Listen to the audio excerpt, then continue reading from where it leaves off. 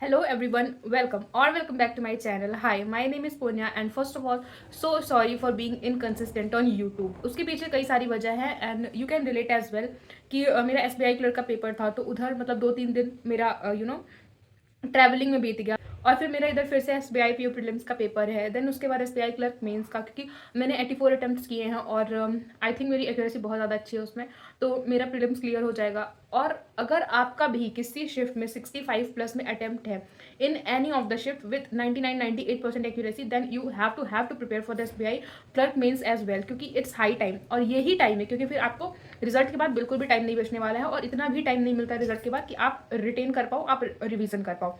So if you have this question in your mind, then its video is all for you and हम यहाँ पे discuss करेंगे detailed strategy for SBI clerk mains 2025।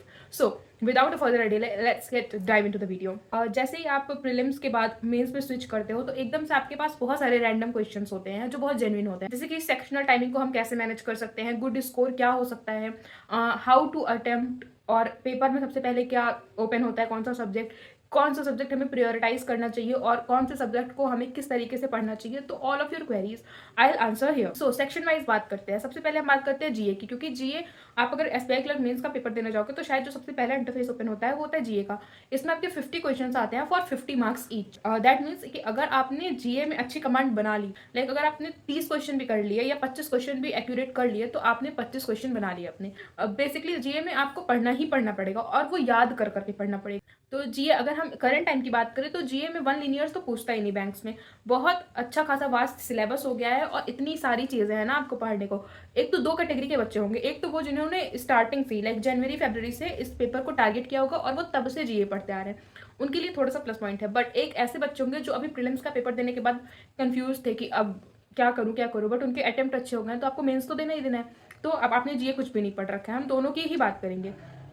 जीए में सबसे ज़्यादा जो इंपॉर्टेंट हमारा बन जाता है वो जाता है बैंकिंग अवेयरनेस, फाइनेंशियल अवेयरनेस और साथ के साथ static GK related to bank and finance. ये सबसे ज़्यादा कोर इंपॉर्टेंट टॉपिक हो जाते हैं। Other than that national current affair आपके स्पोर्ट्स के लिए तो बहुत सारे आपको वीडियोस मिल जाएंगे, आप उधर देख लेना। तो आप सबसे पहले जो सबसे इंपॉर्टेंट चीज़ आपके लिए बन जाती है वो आपको ये जानना पड़ेगा कि कितने मंथ की करंट अफेयर आपको एटलीस्ट आपको प्रिपेयर करनी है कि आपके एग्जाम में वो आपके लिए हेल्पफुल हो। तो जो हमें करंट अफेयर्स पढ़नी है वो हमें पढ़नी है from the month of November till the date of examination. अब डेट ऑफ एग्जामिनेशन ये क्या बात हुई, 5 दिन पहले तक की करंट अफेयर्स आपको एकदम अच्छे से आनी चाहिए, क्योंकि अगर आप 2 साल से SBI क्लर्क मेंस देते आ रहे हो तो आपको पता है हफ्ते हफ्ते पहले के भी क्वेश्चंस आए हुए हैं 1-2। तो मैं कहूँगी कि अभी के लिए आपको नवंबर, दिसंबर, जनवरी, फरवरी, मार्च, एटलीस्ट मार्च पूरा इतना आपको टारगेट करना ही करना है। अब इसका भी एक स्ट्रेटेजी है कि आपको किस सीक्वेंस में पढ़ना है। सीक्वेंस आप नोट कर लो, इसे यहाँ स्क्रीन पे भी फ्लैश हो जाएगा। जनवरी, फरवरी, दिसंबर, नवंबर, मार्च, उसके बाद से अप्रैल। देन मैं इसको ऐसा इसलिए कह रही हूँ क्योंकि अभी जो है यूट्यूब चैनल्स या फिर पेड कोर्सेज में भी तो मार्च की करंट अफेयर वहाँ पे अपडेट नहीं हुई है, इवन फरवरी तक की भी नहीं अपडेट हुई है। तो all you need to prepare in the sequence of January, क्योंकि वो आपको मिल रहा है और वो स्टडी IQ पे भी अपलोड हो चुकी है जनवरी स्मार्ट कीड़ा पे, मतलब वो लोग तो एक्स्ट्रा ही एक्टिव है, तो वहाँ से आप ले सकते हो। तो सबसे पहले आपको जनवरी करना है, उसके बाद February, then December, November, then March and April. तो ये आपका सीक्वेंस होना चाहिए। सोर्सेज की बात करते हैं, क्योंकि सोर्सेज एक बहुत इंपॉर्टेंट फैक्टर प्ले करते हैं कि हर कोई आपको समझ में नहीं आ सकता और मैं कोई एक पर्टिकुलर सजेस्ट भी नहीं कर सकती हूँ, क्योंकि सबका जोन अलग होता है, सबके समझ में आने की कैपेबिलिटी अलग होती है। किसी को किसी सर का समझ में आता है, किसी को किसी का समझ में आता है, तो उसके लिए व्हाट आई प्रेफर, आप एक्सप्लोर करो चीज़ों को। लाइक डेमो क्लासेस आप ले सकते हैं जिसमें भी डेमो नहीं अवेलेबल है। लाइक अगर मैं सजेस्ट करूँ तो स्मार्ट कीड़ा बहुत बेस्ट है अपने इन PDF सोर्स। करंट अफेयर्स में भी 2 सोर्सेज होते हैं, एक वीडियो सोर्स और एक PDF सोर्स। अब आपको पढ़ना कैसे, सबसे पहले आपको कंप्लीट करना है वीडियो कोर्स, देन आपको कंप्लीट करना है PDF कोर्स। एक बार आपने वीडियो से पढ़ा, देन सेकेंडली आपने PDF से पढ़ा, आपकी चीज़ें रिवाइज हो गई। देन यहाँ पे आपको रुकना नहीं है, आपको देना है सेक्शनल मॉक दोगे। 3 बार आपने एक ही चीज़ पढ़ी, वो चीज़ आपके दिमाग में एकदम अच्छे से बैठ गई, एकदम अच्छे से फिट हो गई है। Now you don't need to worry about that, और उस टॉपिक में से अगर कोई भी क्वेश्चन आता है तो you will S it in the exam. Sequence यही होना चाहिए, वीडियो, PDF, फिर MCQ, that is sectional mock. Video sources के लिए मैं आपको 2 सोर्स अपने एक्सपीरियंस से प्रिफर कर सकती हूँ, दोनों ही बहुत अच्छे हैं। दोनों को जिसने अच्छे से फॉलो कर लिया वो उसके क्वेश्चंस मैच होते हैं एग्जाम में। एंड अभी मैंने भी रिसेंटली ज्वाइन किया था तो मुझे भी क्वेश्चंस देखने को मिले IBPS PO मेंस में। तो सबसे पहले मैं बताऊंगी doctor Gaurav Garg sir from study IQ, और सेकेंड सोर्स जो मेरा होगा वो होगा सुदर्शन बैच बाय आशीष गौतम सर, अड्डा 24/7। आशीष सर को मैं बता रही हूँ क्योंकि वो रिवाइज बहुत अच्छे से कराते हैं। लाइक अगर आपने एक बार स्टडी आईक्यू पे कोई चीज़ पढ़ ली, क्योंकि गौरव सर का क्या है, वो बहुत ही हाई लेवल का पढ़ाते हैं और अच्छा कंटेंट पढ़ाते हैं। सेम आशीष सर का क्या है कि वो उसी चीज़ को बहुत ही आसान भाषा में आपको समझा देंगे, सो दैट आपने एक बार अच्छे से पढ़ लिया गौरव गर्ग सर से, फिर आशीष सर ने उसको और अच्छे से पढ़ा दिया, तो वो चीज़ आपके दिमाग में रिटेन होती रहेगी और एग्जाम के टाइम पे वो आपको रिकॉल भी होगा। तो इससे आपको बहुत ज़्यादा हेल्प मिलेगी। तो वीडियो सोर्स के लिए study IQ and Sudarshan batch from अडब 24/7, ये तो वीडियो सोर्स की बात थी। पीडीएफ के लिए current affairs mock by smart Keeda, आंख बंद करके ले लो, कोई भी ले लो। पढ़ने का तरीका होता है, एक पीडीएफ को 4 पार्ट में डिवाइड करो, एक पार्ट को पढ़ो, रिवाइज करो, दोबारा दूसरे पार्ट को पढ़ो, ऐसे ही वो पूरी पीडीएफ आप कंप्लीट करो। तो ये आपके लिए बहुत ज़्यादा बेनिफिशियल होगा। नाउ अगर जीए के गुड स्कोर और गुड अटेम्प्ट की बात करें, तो अभी बहुत लोग प्रेडिक्ट कर रहे हैं, पता नहीं कैसा, I don't know on which behalf, लेकिन कोई प्रेडिक्ट कर ही नहीं सकता कि किस सेक्शन में या किस पेपर में कितना गुड स्कोर हो सकता है अनटिल अनलेस वो पेपर हो ना जाए। तो ये परसेप्शन बना के मत चलो कि हाँ एटलीस्ट इतना करके आना है, उतना नहीं। एक्यूरेसी पे ध्यान दो, और पेपर के डिफिकल्टी लेवल पे भी डिपेंड करता है कि कितना आपका गुड स्कोर होगा, कितना आपका कट ऑफ होगा। तो वो चीज़ एकदम अपने माइंड से अभी के लिए आप निकाल दो कि हाँ मैं गुड स्कोर पढ़ के जा रही हूँ, या फिर मैं कट ऑफ को कंसीडर करके जा रहा हूँ, तो फिर बहुत निगेटिव चीज़ें हैं ये सब आप करो पेपर देने के बाद करो। पेपर देने के पहले तक आप सोच लो कि आपको जीरो से स्टार्ट करना, और आपको जितना आता है आपको वो करते जाना है। जितना हो गया वेल एंड गुड, जो नहीं हुआ है एटलीस्ट आपकी नेगेटिव मार्किंग नहीं होने वाली है। तो तैयारी अच्छी रखो। जीए के लिए मैंने सोर्सेस बता दिए, मैंने आपको बता दिया कि आपको किस सीक्वेंस में पढ़ना है और आपको क्या क्या पढ़ना है, कैसे कैसे करना है। मैं एक बार एक नटशेल में आपको बता देती हूँ। सबसे पहले आपको क्या करना है, सोर्सेज को फॉलो करना है। Video sources, PDF sources. Video देखो, पीडीएफ पढ़ो, मॉक दो। Video PDF mock, video PDF mock, video PDF mock. जी ये आपकी अच्छी खासी प्रिपेयर हो जाएगी और आपको टेंशन लेने की ज़रूरत बिल्कुल भी नहीं है। आप मॉक दोगे, आपको पता चल जाएगा कि क्या लेवल ऑफ एग्जाम होने वाला है और क्या लेवल ऑफ क्वेश्चन आपसे पूछे जाने हैं। क्योंकि जी थोड़ा सा लोगों को ऐसा डरा देता है कि नॉर्मल हमारा तो रूटीन वही होता है प्रीलिम्स के टाइम पे कि हमें सिर्फ maths reasoning English, maths reasoning English, इसी पे हमारा फोकस होता है। तो अगर आप एकदम से जीए ऐड ऑन कर रहे हो तो, और हाँ जीए का जो सबसे इंपॉर्टेंट पॉइंट है, अभी तो मिस हो जाता, वो है कि आपको जीए पढ़नी है। लाइक अगर आपने अभी तक डेली नहीं पढ़ा है तो अब आपको डेली जीए को फॉलो नहीं करना है। आपको वीकली, या तो वीकली वीडियो लेनी है या तो फिर मंथली वीडियो लेनी है। डेली पीडीएफ, डेली वीडियो आपको टच नहीं करनी है, वो आपके लिए बहुत ज़्यादा निगेटिव इम्पैक्ट डालेगा, बहुत एक्सट्रीम।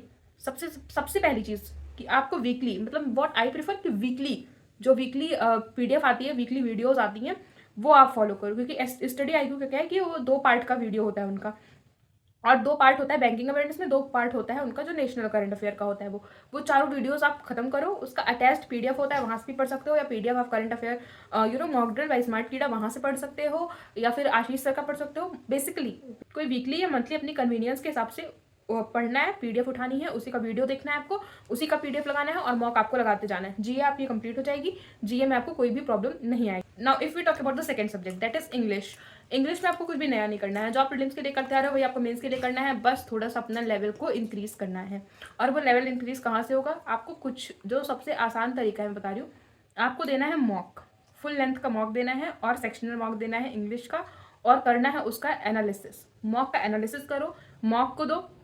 एसबीआई क्लर्क मेंस का लेवल कुछ बहुत एक्सट्रीम नहीं होता कि हाँ अगर 2 शिफ्ट में पेपर होगा तो ऑब्वियस सी बात है एक शिफ्ट थोड़ी सी मॉडरेट आएगी ही आएगी, और पेपर लेवल वैसे भी मेंस का पेपर है तो ये आप इजी तो एक्सपेक्ट कर नहीं सकते हो, बट स्टिल आपके एक जोन में रहेगा पेपर, ऐसा ही रहने वाला है पेपर। इंग्लिश में कुछ बहुत ज़्यादा आपसे टफ नहीं पूछने वाला है। आरसी पे आपकी कमांड अच्छी होनी चाहिए क्योंकि क्वेश्चन डायरेक्ट नहीं पूछे जाएंगे, प्रीलिम्स में नहीं पूछे जा रहे हैं तो मेंस में तो बिल्कुल भी नहीं पूछे जाएंगे। हाइपोथेटिकल क्वेश्चंस आपको सॉल्व करने आने चाहिए। वोकैबुलरी आई मस्ट से कि थोड़ी सी आपको स्ट्रॉन्ग करनी पड़ेगी, और वो कैसे करोगे मैं वो भी बताऊंगी। तो वो कैप पे आपको ध्यान देना है क्योंकि मिस एस्टिमेट के क्वेश्चंस भी आ सकते हैं, सेंटेंस अरेंजमेंट के भी क्वेश्चंस आ सकते हैं, और सिनोनिम्स एंटोनिम्स लगभग हर आरसी में 2 से 3 तो पूछे ही पूछे जाते हैं, और 2 आरसी आपको कम से कम देखने को मिलेगी। तो उसी हिसाब से आपको साइकोलॉजिकली तैयार रहना है पेपर के लिए। मॉक अगर आप दिए हो अब तक एक भी, तो आपको पता होगा कि इंग्लिश का क्या लेवल रहता है और इंग्लिश का सोर्स क्या होना चाहिए। तो आई मस्ट से इंग्लिश का सोर्स होना चाहिए सिर्फ practice, practice in the online form, practice in the offline form, practice in daily life. अब इसका क्या मतलब हुआ, practice in online form, that is आपके मॉक टेस्ट, आपकी सेक्शनल टेस्ट, आपकी सब्जेक्टिव टेस्ट जो भी होता है ये आपने कंप्लीट किया। सेकंड आपका होता है ऑफलाइन फॉर्म, आपको डेली एक आर्टिकल लिखना है किसी भी ट्रेंडिंग टॉपिक के ऊपर। I am not kidding, I am not joking, ये बहुत बड़ा फैक्टर आपके पेपर में प्ले करने वाला है रोल, क्योंकि आप अगर लिखोगे और आपकी लिखने की स्पीड अच्छी है, आपके लिखने का तरीका अच्छा है, तो आपको पता है कि जो आरसी जो कॉम्प्रिहेंशन आने वाला है उसमें क्या गलती हो सकती है, या क्लोज टेस्ट में कौन से वर्ड्स को फिल कर सकते हैं, या किस सेंटेंस में क्या एरर है। और ये आप तभी जानोगे जब आप किसी भी आर्टिकल को लिखोगे, फिर उसका एनालिसिस करोगे और उसमें से सही और गलत का पता लगाओगे। ये तो हो गया ऑफलाइन फॉर्म। थर्ड होता है in the form of daily life. Daily life आपको क्या करना है, आपको कम्युनिकेशन करना है अपने घर के अंदर, अपने सिबलिंग्स के साथ, अपने फ्रेंड्स के साथ, इन इंग्लिश ओनली। आपको वेब सीरीज भी अगर आप देखते हो तो आप उसका सब लाइक अगर आप ऑडियो आपका हिंदी चल रहा है तो उसकी सबटाइटल आपको डालनी है इंग्लिश में। जो नीचे आता है सबटाइटल वो आपको इंग्लिश डालनी है, वो देखते रहना है। और वैसे तो कोशिश करो कि वेब सीरीज वगैरह ना देखो, थोड़े दिन दूरी बना लो, बट स्टिल अगर आपकी आदत है तो यूट्यूब पे भी आप वीडियो देखते हो, सबटाइटल उसका इंग्लिश पे डाल दो। कोई भी वीडियो चल रही है तो नीचे उसका सबटाइटल इंग्लिश में चल रहा हो। उसके बाद से फिर डेली लाइफ की जो बात कर रही हूँ, डेली रीडिंग की हैबिट को डेवलप करो। एडिटोरियल खुद से पढ़ो, एडिटोरियल का एनालिसिस खुद से करो। आपको किसी टीचर को फॉलो करने की ज़रूरत नहीं है, आपको किसी भी अदर सोर्स को फॉलो करने की ज़रूरत नहीं, क्योंकि इंग्लिश एक ऐसा सब्जेक्ट है कि आप जितना खुद पे वर्क करोगे, जितना ही ज़्यादा आप खुद पे वर्क करोगे, उतना ही ज़्यादा आपकी इंग्लिश स्ट्रांग होगी। और मुझे नहीं लगता कि कोई भी पेड सोर्स या कुछ भी पेड इंग्लिश को आपकी स्ट्रांग कर सकता है, अनटिल अनलेस आप खुद पे वर्क कर रहे हो। आप ऑक्सफर्ड की डिक्शनरी ले लो, या फिर आप कोई सी कैम्ब्रिज की डिक्शनरी ले लो, थोड़ी सी कॉस्टली आपको मिल सकती है, या बहुत सारी सेकेंड हैंड भी आपको मिल जाएंगी मार्केट में। तो वहाँ से आप लो और डेली उसको पढ़ो, उसका मीनिंग पढ़ो, एक एसेंट के साथ पढ़ो, तो इंग्लिश आपकी काफ़ी ज़्यादा सुधर जाएगी और काफ़ी हद तक आपको हेल्प मिलेगी इंग्लिश में।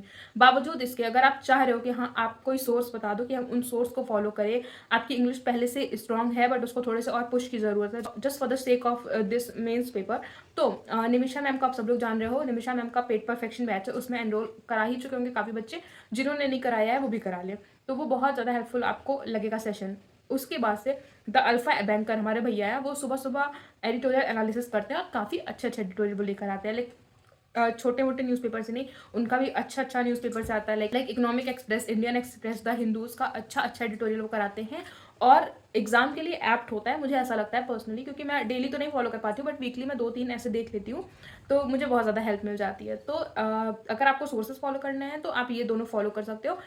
एडिटोरियल आप मैं इसलिए कहूँगी एडिटोरियल करना आपके लिए थोड़ा सा इंपॉर्टेंट बन जाता है, क्योंकि इस कंप्लीट पैकेज है एडिटोरियल। वहाँ से आपको ग्रामर का भी पूरा नॉलेज हो जाएगा, वहाँ से आपको पूरा कॉम्प्रिहेंशन का भी नॉलेज हो जाएगा कि कहाँ पे क्या चीज़ फिट बैठ सकता है। क्लोज टेस्ट में काफ़ी हेल्पफुल हो जाएगा, फ्रेजल वर्ब जो आपके हैं वो तैयार हो जाएंगे, और सब कुछ मतलब एडिटोरियल अगर आप दिन भर में एक कर लेते हो, उसके बाद से आप सिर्फ प्रैक्टिस करते हो। इंग्लिश के लिए सिर्फ 2 चीज़, editorial practice, editorial practice, editorial practice, इतना करो, are all done for English. तो इंग्लिश के लिए ये आप स्ट्रेटेजी फॉलो करके देखो, आपको बहुत अच्छा लगेगा और आपको बहुत अच्छे रिजल्ट्स भी मिलेंगे इंग्लिश में। Now if we talk about quants, तो क्वेंट्स मुझे जो सबसे ज़्यादा डिफिकल्ट लगता है वो है क्वांट्स, क्योंकि क्वेंट्स में थोड़ा सा ये हो जाता है कि डीआई का लेवल बढ़ जाता है, अर्थमेटिक्स का भी लेवल बढ़ जाता है, और सिंप्लीफिकेशन का भी लेवल बहुत अच्छा खासा होता है। लाइक अभी जिसका मेरे शिफ्ट में पेपर था, अगर आप देखोगे 1 मार्च 1 PM की शिफ्ट, उसका सिंप्लीफिकेशन ही अपने आप में इतना ज़बरदस्त आया हुआ था कि यूजुअल टाइम से ज़्यादा टाइम टेक कर रहा था। तो आप मेंस की तो बात छोड़ दो, मेंस के लिए तो आप मेंटली प्रिपेयर होकर जाना कि हाँ इसी टाइप की चीज़ें देखने को मिलेंगी, और सिंप्लीफिकेशन आपको ज़्यादा नहीं देखने को मिलेगा, आप इस चीज़ के लिए भी मेंटली प्रिपेयर होकर जाना। डीआई अगर आप प्रिपेयर कर रहे हो तो अर्थमेटिक्स के टॉपिक्स को लिंक कर करके डीआई की प्रिपरेशन स्टार्ट करो, क्योंकि डायरेक्ट डीआई मेंस में आपसे नहीं पूछने वाला है। लाइक प्रीलिम्स में आपने देखा डायरेक्ट डीआई पूछा था कुछ शिफ्ट में था कि केसलेट्स को थोड़ा सा मॉडरेट कर दिया था उसने, तो उससे ज़्यादा ही लेवल का मेंस में आने वाला है, और मेंस क्वेंट्स के मामले में ईजी नहीं होने वाली है, क्योंकि लिटरली क्वेश्चंस खिसकते नहीं है। आपको चाहिए होता है कि क्लैरिकल के एग्जाम में कि एक्यूरेसी के साथ आपके अटैम्प्ट ज़्यादा हों। क्वेंट्स का सोर्सेज की अगर मैं बात करूँ तो सोर्सेज मैं 2 फॉलो कर रही हूँ करेंटली, शायद मैं एक और करूँ, और प्रैक्टिस ही है जो, मतलब प्रैक्टिस इज द की यार, एवरीवन नोस, तुम भी जानते हो मैं भी जानती हूँ कि प्रैक्टिस और हार्डवर्क है वही आपको सक्सेस दिलाएगी, अगर आपके साथ कोई स्कैम नहीं हुआ तो, बट इट्स बात की बात। तो पढ़ने के लिए मेरा सोर्स है वो है हर्षल सर का प्रो 200 क्वांट्स का जो बैच है, वो डेडिकेटेड बैच है मेंस के लिए, उसमें ऑलरेडी वीडियोस अपलोडेड हैं, और मैंने भी परसों ही एनरोल कराया है, 2 से 3 क्लासेस मैंने करी, and I feel so good कि हाँ उस लेवल के क्वेश्चन हमें देखने को मिल रहे हैं जिस लेवल का क्वेश्चन पेपर में आ रहा है। और अगर उसमें से आपने 4-5 वीडियो भी पूरा मन लगा के पूरे डेडिकेशन के साथ समझ लिया और आपको आ गया, तो आपको फर्दर कोई प्रॉब्लम नहीं होने वाली है एग्जाम टाइम में। और second source I must say क्या फॉलो कर सकते हो, आशीष अरोड़ा सर को। अगर आपको थोड़ा सा टेक्निकल समझ में आता है तो क्वेश्चंस उनके बेहतरीन होते हैं, पढ़ाने का तरीका भी बेहतरीन होता है, और उनका मेंस का जो डेडिकेटेड बैच होता है वो अपने आप में बहुत अच्छा है। और मैं इन्हीं दोनों सोर्सेज को फॉलो कर रही हूँ, and I would suggest you as well. Harshal sir, मुझे भी मेरी एक सीनियर दीदी ने है, उन्हें सजेस्ट किया था, और जब से मैंने हर्षल से पढ़ना स्टार्ट किया है, आई फील सो ब्लेस्ड कि हाँ कोई है यहाँ इस इंडस्ट्री में जो काफ़ी अच्छा कर रहा है और काफ़ी ज़्यादा मेहनत कर रहा है। तो वो हमारे साथ हमसे ज़्यादा मेहनत करे, व्हाट आई फील लाइक। तो रिटर्न में we do have to work on our self in quants. Quants में स्ट्रैटेजी की अगर हम बात करें तो स्ट्रैटेजी प्रीलिम्स में जो हम उठाते हैं कि सिंप्लीफिकेशन, डीआई, देन अर्थमेटिक्स को उठाते हैं। इसका ठीक अपोजिट हमें करना है in the paper of mains कि सबसे पहले हमें अर्थमेटिक्स करना है, फिर सिंप्लीफिकेशन करना है, फिर डीआई करना है। अर्थमेटिक्स के आपको क्वेश्चंस खोजने हैं कि आप कौन से क्वेश्चंस बना सकते हो, और ट्रस्ट में एक ही की होती है पूरे क्वेश्चन में। अगर वो लाइन आपको मिल गई तो आपने पूरा का पूरा पेपर खत्म कर देना है, आपको पूरा का पूरा क्वेश्चन आपका बन जाना है। तो अर्थमेटिक्स के लिए पढ़ाई करो। अर्थमेटिक्स अगर बन जाती है तो 2 नंबर 1.5 नंबर आपको बहुत आराम से मिल जाते हैं। देन डीआई भी कभी कभी ऐसा होता है कि किसी अर्थमेटिक्स का टॉपिक पर आती है, like time and work, speed, time and distance, train, boat, और भी हो सकता है। और लेकिन आपको साथ के साथ 1-2 डीआईज और अच्छी देखने को मिलती हैं, सिंपल देखने को मिलती हैं। सिंपल इन द सेंस कि उसमें कोई और कॉन्सेप्ट लगाने वाला नहीं था, वो थोड़ी सी कैलकुलेटिव होती जरूर है, लेकिन लाइक मिसिंग नंबर वाली जो डीआईज आती हैं। देन एक चैप्टर जो आपको सबसे ज़्यादा प्रिपेयर करके जाना है और आपके लिए सबसे ज़्यादा हेल्पफुल होगा, वो होगा नंबर सिस्टम। नंबर सिस्टम हमारा लगभग हर डीआई में हो, वो रॉन्ग नंबर सीरीज या मिसिंग नंबर सीरीज आ रही है वहाँ भी वो लगता है। मेरे ख्याल से आपको नंबर सिस्टम पूरी अच्छी तरीके से प्रिपेयर करके जाना चाहिए, और वो आप प्रिपेयर कर लो। आशीष सर का एक फ्री वीडियो है यूट्यूब पे, वहाँ भी जाओगे आप उनके वेबसाइट पे तो SBI clerk mains number system डालोगे, अभी इसी साल वो वीडियो अपलोड हुई है, तो उस वीडियो को चेकआउट करना, काफ़ी अच्छी वीडियो है, काफ़ी ज़्यादा कॉन्सेप्ट आपका उससे क्लियर हो जाएगा। तो क्वेंस का आपको यही करना है कि और देखो प्रैक्टिस तो करते ही रहना है, लाइक मेंस का मॉक आपको डेली देना है, मॉक मॉक मॉक मॉक, मतलब पागल हो जाओ मॉक के पीछे कि अगर आपने दिन भर में एक मॉक नहीं दिया तो खाना वाना छोड़ दो, बस इतना जानो। डेली मॉक देना ही देना है। प्रैक्टिस जितना करोगे उतनी अच्छी एक्यूरेसी होगी, उतने ज़्यादा अटेम्प्ट्स होंगे, उतना ज़्यादा तुम्हें अपने वीक और स्ट्रॉन्ग टॉपिक का पता चलेगा। मॉक का एनालिसिस करना ही करना है, थोड़ा जल्दी सो के उठो, थोड़ा लेट में सो, और जो है आपको ये सोर्सेज फॉलो करने हैं। ट्रस्ट में आपका मैथ्स भी क्वांट्स भी बहुत अच्छा हो जाएगा और आप क्वांट्स में भी अच्छा करके आओगे। नाउ रीजनिंग में भी कुछ बहुत एक्स्ट्राऑर्डिनरी आपको नहीं करना है। प्रीलिम्स की जो पजल आती है उससे थोड़ा सा बस आपको मॉडरेट होकर जाना है, और कभी कभी तो SBI PO प्रीलिम्स लेवल की पजल भी हम SBI क्लर्क मेंस में देख लेते हैं, क्योंकि ऐसा होता है। तो आपकी पजल भी इजी आती है। हाँ, थोड़े से क्वेश्चंस आपको पढ़ने हैं क्रिटिकल रीजनिंग के, और क्रिटिकल रीजनिंग बहुत ज़्यादा इंपॉर्टेंट हो गया है इस टाइम पे, क्योंकि लगभग हर मेंस के पेपर में 5 से 7 या 10 नंबर तक के क्वेश्चंस आ रहे हैं क्रिटिकल रीजनिंग से, तो इग्नोर बिल्कुल नहीं करना है। क्रिटिकल रीजनिंग की अच्छी प्रैक्टिस करनी है, क्रिटिकल रीजनिंग को अच्छे से पढ़ के जाना है, क्योंकि यू नेवर नो कि आप किस पजल में फंस जाओ और आपके अटेम्प्ट्स ना हो, या फिर क्रिटिकल रीजनिंग की हेल्प से आपके थोड़े से ज़्यादा अटेम्प्ट हो एक्यूरेसी के साथ। तो क्रिटिकल रीजनिंग पजल की जम के प्रैक्टिस, और उसके बाद से आपको करना है mock test and sectional test reasoning के लिए। रीजनिंग में थोड़ा सा हायर लेवल का हो जाता है, लाइक आपका सीटिंग अरेंजमेंट है तो आपको 2-3 वेरिएबल के साथ दे देगा, या आपका अगर कोई लीनियर सेटिंग अरेंजमेंट है या कोई ऐसा पजल है, तो ये तो आप जानो कि आप सिंगल नहीं आने वाला, अब जो आएगा वो वेरिएबल के साथ आएगा। इवन जो कंपैरिजन वाली पजल्स होती हैं, लाइक हाइट वाला और वेट वाला, तो उसमें भी आपको अब देगा कि हाँ इनका ये हाइट है और ये सेकंड हाईएस्ट है या सेकंड लोएस्ट है, इनको ये पसंद है, और इनका ये हाइट है 152 सेंटीमीटर या ऐसा कुछ भी। तो अब आप सोच लो कि सिंगल डिजिट वाले तो नहीं आने वाले, आपको मल्टीपल वेरिएबल पे वर्क करना है और आपको सारी पॉसिबिलिटीज़ को एक साथ लेके चलना है, तो ही आपका रीजनिंग अच्छा हो पाएगा। तो और एक बात मैं कहूँ, अगर ये सारी चीज़ें आपको मैनेज करनी है तो आपको पढ़ना पड़ेगा, और पढ़ने के बाद से आपको मॉक टेस्ट पे बहुत ज़्यादा ध्यान और बहुत ज़्यादा मेहनत देनी पड़ेगी अपनी। मॉक टेस्ट, अब मैं तो कहती हूँ पढ़ाई भी अगर आप थोड़ा सा कम कर रहे हो तो टेस्ट दो, और टेस्ट का एनालिसिस में ज़्यादा से ज़्यादा टाइम दो, हर चीज़ आपकी वैसे ही प्रिपेयर हो जाएगी। टेस्ट का एनालिसिस डेली एक मेंस का मॉक देना है और डेली उसका एनालिसिस करना है। मैथ्स, रीजनिंग, इंग्लिश, ये सब चीज़ आपकी उसी से तैयार होगी। Practice practice practice practice and practice, सिर्फ यही है जो है वो यही है। तो ये थी मेरी पूरी स्ट्रेटजी, और अभी मैं एक यहाँ पे वो ऐड कर दूंगी, एक to do list sort of thing मैं बनाती हूँ जीए के लिए स्पेशली, तो अब मैं वो ऐड कर दूंगी। आप वो सिस्टम भी फॉलो कर सकते हो कि हाँ जब टू डू लिस्ट रहता है तो आप उस डायरेक्शन में वर्क करते हैं। तो मेरा पूरा का पूरा टू डू लिस्ट बन गया है 10 अप्रैल तक का, जो होली का हॉलीडे है और भी 1-2 फंक्शन वगैरह अगर इधर उधर पड़ गया तो वो सारे हॉलीडेज को कैंसिल आउट करने के बाद जो मेरे पास टाइम बच रहा है, एक्चुअल कितने दिन हमारे पास बच रहे हैं, उसका मैंने पूरा का पूरा टू डू लिस्ट तैयार कर रखा है। तो मैं यहाँ पे कहीं लगा दूंगी, आप देख लीजिएगा, उस हिसाब से आप भी अपना काम कर सकते हैं। और मुझे थोड़ा सा कम टाइम मिलता है वीडियो बनाने का आजकल, क्योंकि मेरा मेंस का पेपर लगा हुआ है, मेरा SBI PO प्रीलिम्स का भी पेपर लगा हुआ है, तो उतनी कंसिस्टेंट मैं नहीं हूँ at the time. But still, if you have any query or something, you can follow me or Instagram or in Telegram. I try to reply as soon as possible and as apt as possible. So until we meet the next time, bye bye and keep it up, crack it, क्योंकि this time we have to clear the mains as well.